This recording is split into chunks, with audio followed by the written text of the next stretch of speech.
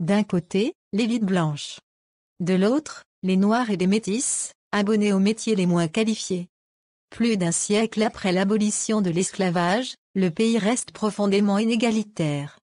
Même s'il répugne à le reconnaître.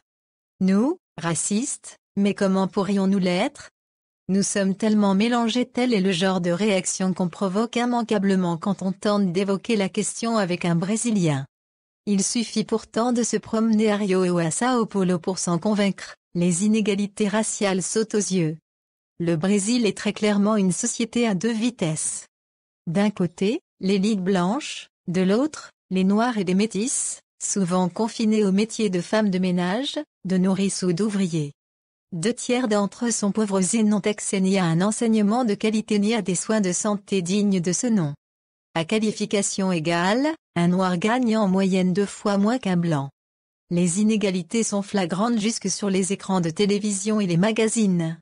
Documentariste de renom et spécialiste de la question raciale, Joël Zito Araujo s'insurge périodiquement contre le manque de visibilité des Noirs. Le modèle de beauté préféré des télévisions correspond au stéréotype nordique. Des femmes blondes aux yeux clairs. Les Blancs de type scandinave ne représentent pourtant que 15% de la population, force est d'ailleurs de reconnaître que les Noirs ne se signalent pas non plus par une grande estime d'eux-mêmes. Depuis Pelé, tous les grands joueurs de foot métis ou noirs ont eu des petites amies blondes, relève Zito. Bref, la démocratie raciale exaltée par l'écrivain Gilberto Frère, 1900-1987, une société idyllique où blancs, noirs et indiens vivraient en parfaite harmonie, n'est qu'un mythe désormais éculé. Selon cette théorie, l'inégalité raciale ne serait que la résultante d'un problème social, mais tout le monde sait bien qu'elle est fausse. Un rapport de l'ONU publié en septembre 2014 évoque pour sa part un racisme institutionnalisé. Un rapport de l'ONU publié en septembre 2014 évoque pour sa part un racisme institutionnalisé. Ce texte fait la démonstration qu'une grande partie des Brésiliens vivent dans le déni du racisme. Mais pour Nina, 34 ans, la discrimination raciale est une réalité quotidienne.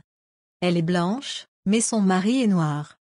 Pour nous, explique-t-elle, aller dîner dans un restaurant chic de Rio, c'est se préparer à affronter des regards pesants. Idem pour Antonio, 28 ans, qui exerce la profession de photographe. Quand je suis dans une librairie ou au cinéma, il ne m'échappe pas que, dès qu'elles m'aperçoivent, toutes les femmes blanches s'accrochent instinctivement à leur sac à main. Il y a une expression brésilienne très connue, le noir doit savoir où est sa place. Le racisme est caché, subtil, jamais avoué et sous-estimé. À en croire certains comme l'écrivain Closa Tura, le racisme brésilien serait à l'image de son peuple, cordial. Encore un mythe. Le racisme est caché, subtil, jamais avoué et systématiquement sous-estimé par les médias.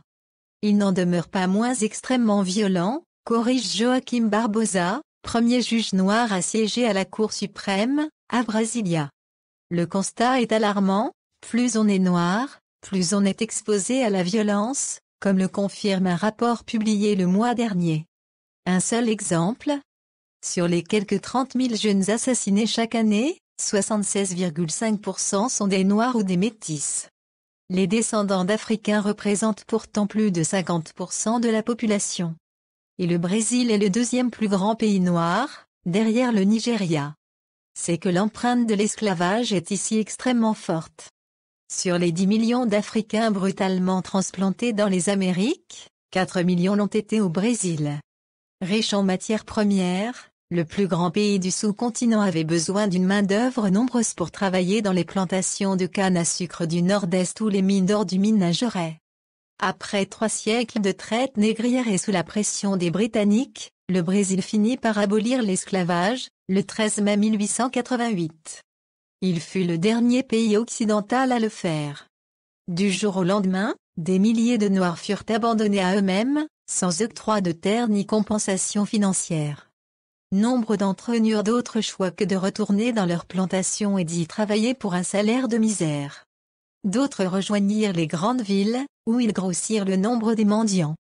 C'est à cette époque que naquit un projet insensé, le blanchiment de la nation. Il s'agissait d'encourager systématiquement l'immigration européenne et de bloquer toute immigration africaine et asiatique jusqu'en 1930. C'est donc pour estomper la présence des Noirs dans le paysage et occulter son passé esclavagiste que le Brésil a fait le choix du métissage. Des associations de lutte pour les droits des Noirs demandent aujourd'hui réparation pour ce lourd préjudice et militent pour que l'apport des esclaves à la culture brésilienne soit enfin reconnu. C'est l'ancien président Henrique Cardoso, 1995-2003, bientôt imité par son successeur, Luiz Inácio Lula da Silva, 2003-2011, qui prit l'initiative de ce processus de reconnaissance. Mais beaucoup reste à faire.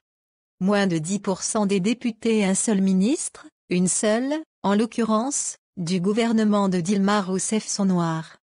Encore ladite ministre est-elle chargée de l'égalité raciale. En 2012, la Cour suprême, plus haute juridiction du pays, a estimé que la mise en place des quotas raciaux était constitutionnelle. La loi fait donc désormais obligation aux autorités de réserver 50% des places dans les universités fédérales, gratuites, aux élèves ayant fait leurs études secondaires dans des écoles publiques. Elle attribue aussi aux Noirs, aux Métis et aux Indiens un nombre de places proportionnel à l'importance numérique des différentes communautés dans chaque État. Dans le même ordre d'idées, une nouvelle loi réserve aux Afro-descendants 20% des places dans les concours de l'administration publique. Lire aussi, Brésil, plus de Noirs en politique. Politique des quotas, assez Noirs pour aller à l'université? Les anti-quotas, il y en a, dénoncent l'absurdité de cette politique dans un pays aussi mélangé que le Brésil. Et rappellent qu'il est parfois bien difficile de définir un Noir. Une anecdote en témoigne. En 2007, des jumeaux métis avaient tenté d'être admis à l'université. Le plus noir des deux avait été accepté grâce à la politique des quotas. Le plus clair de peau avait en revanche été recalé, il n'avait pas été jugé assez noir.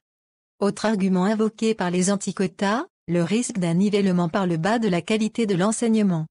Les élèves noirs et métis viennent en effet presque tous des écoles publiques, dont le niveau est faible. Les élèves noirs et métis viennent en effet presque tous des écoles publiques, dont le niveau est faible. Pourtant, toutes les études montrent qu'ils obtiennent des résultats équivalents à ceux des étudiants blancs issus de la classe moyenne. Et parfois même meilleurs. Une fois surmonté le manque de confiance en eux, ils se montrent extrêmement motivés. Ils savent qu'ils ont une chance unique de s'en sortir, alors ils mettent les bouchées doubles, commentent les du mouvement noir et du Cafro. Au total, les résultats de la politique des quotas s'agissant de l'intégration des plus défavorisés sont indiscutablement positifs. Selon le ministère de l'Éducation, chiffre de 2013, la proportion des Noirs dans les universités est passée en 10 ans de 1,8% à 8,8%. Reste à présent à changer les mentalités, et ça ne sera pas forcément le plus facile. La société brésilienne, note encore les a du mal à admettre qu'un Noir puisse réussir s'il n'est ni joueur de foot ni chanteur de samba. Mais nous avons ouvert un chemin sans retour, et nous n'abandonnerons jamais le combat.